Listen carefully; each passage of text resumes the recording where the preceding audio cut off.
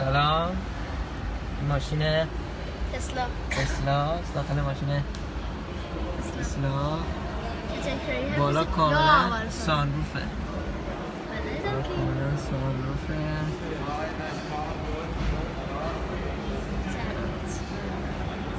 این مانیتورینگشه.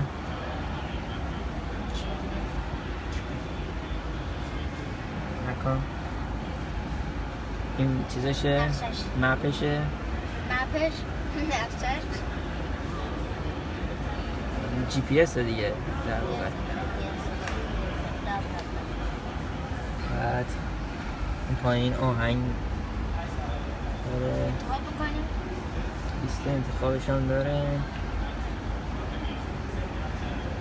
مثلا اینجا سیستم چیزشه، اینجا فنشه. نه نزن نه. خب روشن شد.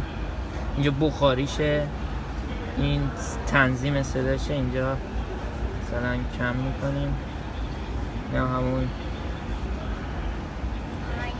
آهنگش بود. اصلا هم آهنگه هم رادیوه.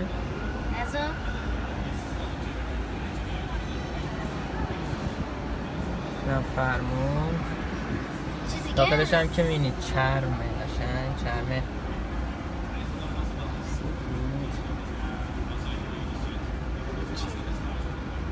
بازی میشه. داشبورد داره، داشبورد داره، داشبورد هم نداره. این چیزشه، این ضعفشه. داشبورد نداره انگار. داشبورد داره، با میشه؟ این باید باز بشه. فشار بده توی.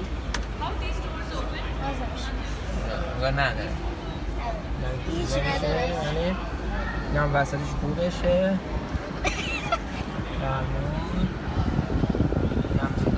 ساعت هم هست کنارش. شارژش هم داره میگه. یه شارژش نصفه، شارژش داره نشون میده. اینقدر نزدیک شارژش اینم پشت ماشینه. این تلویزیون نداره؟ این بخش یادم رفت بگم، این انگار چیزم وصل به اینترنت هم میشه. نه. حالا مثلا نه هایلایتش میکنه. راحتش مثلا ما یه مقصد رو میخوایم تعیین کنیم. ببینیم صبر کن. آره با اینترنته. سلام علیکم.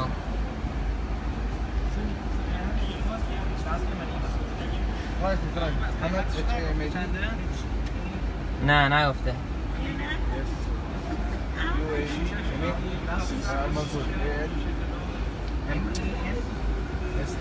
کم اینترنت ضعیفه نه. الان کل چیزو داره. آره. الان مثلا ما بخوایم چیزی مقصد مشخص مقصد بکنیم.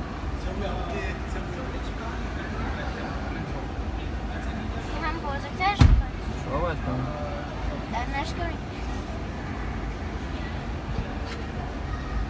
دستینیشن نداره. اینترنت ضعیف.